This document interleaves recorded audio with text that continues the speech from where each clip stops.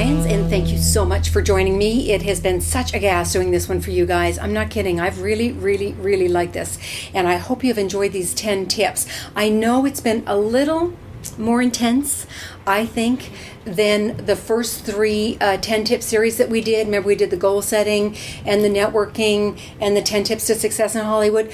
Yes, they certainly had their, their difficult tips, but this I think was different in a way. I think it was a little bit more intense. It took a lot from maybe a little bit more from you than what I'd been requesting in the past in terms of the homework that I've given you over those past 3 or 4 months.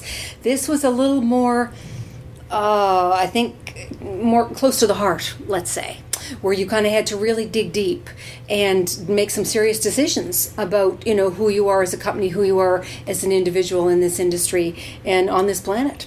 So it might have rattled the cage a little bit, in which case I don't mind, because I love doing that.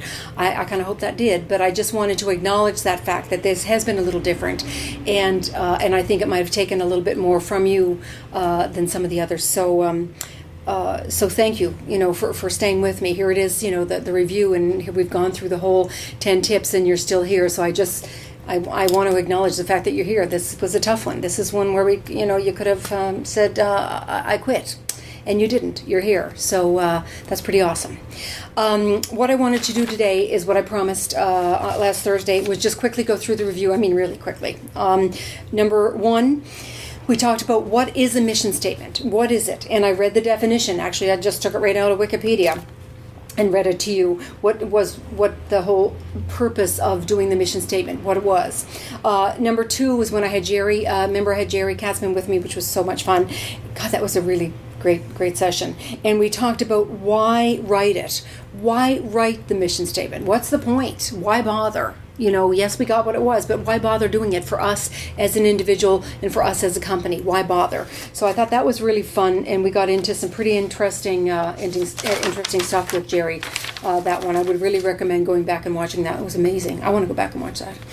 Number 3 is what should it include? And I thought that was valuable, because a lot of times people don't know that, and it's something that you don't have to reinvent the wheel here. There's books been written on this. There's tons of information on it, and there's great ways to guide you through it. And please don't just rely on me. Go and check out. I'm not kidding. Like I said before, there's tons of great stuff, and I think Jerry brought in some great books with him as well that time. The Stephen Covey books that talk a lot about mission statements and so on. So what should it include? The purpose, the business, the values. We talked a lot about that. The core values, core purpose, the visionary goals. So I think that was very valuable. Number 4, brainstorming and breaking it down. Brainstorm with other people. That makes a big difference. I know I can't do it by myself. Not ever. I don't want to do anything ever by myself. There's 7 billion people on the planet. Like I said before, that's a clue.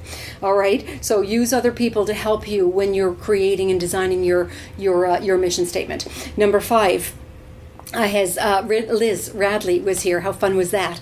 And we talked, that was very cool, because what the whole focus of that one, number 5, was to get inspired. And she shared how intimidating it was for her to write that first mission statement, and how being in the Flash Forward workshop with us, she waited till she was the last one. So she was inspired by all the other people who stood up and shared their mission statement before she started to share hers and design and create hers. So that was so perfect, because that's what the whole number 5 was about, was to get inspired.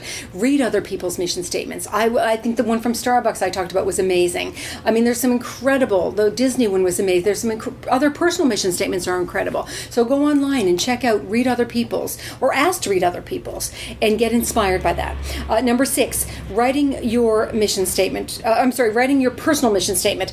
We talked a little bit about in number 6 and 7, focusing in more on the personal mission statement and what that meant. And that's when Bob Stewart from Now Casting came and joined us for that, and I thought he was absolutely brilliant as we talked about creating your personal mission statements and what went into that and what that took.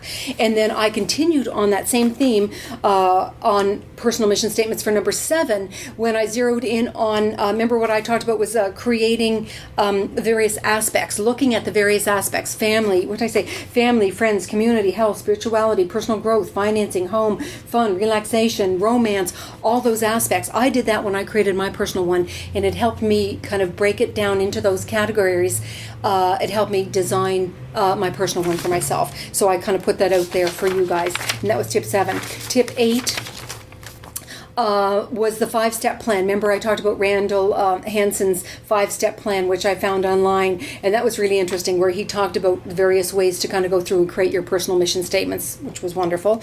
Number 9 is when I had Ed. Oh my God, I had Ed Gutentag join me, our wonderful cinematographer. That was just not long ago. That was just a week ago. My gosh, last Tuesday, and we talked about using positive language and how important it was to not try to fix anything. Remember, I talked about this, to watch yourself, because so many times we go about it trying to fix something, and it's not about fixing anything.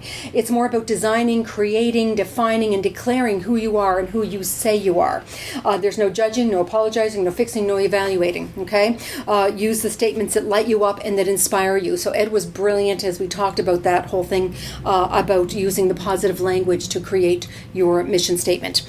Number 10 was to keep it visual, and I kind of put this one in because I think it was important that we're kind of rewiring ourselves a little bit here when we're defining and designing who we are and who we say ourselves to be. And I think it's important to make it visual so that you're continuing to read it on a daily, weekly, or whatever basis, whether you put it on your vision board, whether you put it, frame it and put it on your wall, whatever works for you, but make it visual, okay? That was it, guys. That's all she wrote, okay? So I hope you've had really enjoyed this 10-tip series on mission statements as much as I have enjoyed bringing it to you and contributing to you. It's been great fun. We are coming up to the next one, which I'm not going to tell you. That's going to be a surprise, and that's going to be fun as well. But for now, let's just, through this whole summer, you've been working on the mission statement. Let's continue to finesse, to tweak it if you haven't done so as yet. And once again, I acknowledge you for taking this on. I think it's absolutely brilliant that you're doing that, and have some fun with it. And I will see you. Oh my goodness, where are we now? We're on Tuesday. I will see you next Tuesday as we start our next 10-tip series. Gosh, the summer went by fast. Whoa, boy, oh boy, oh boy. Well, at least we had fun doing it. All right, I'll see you then. Once again, my name's Suzanne Lyons. Thanks so much for joining me.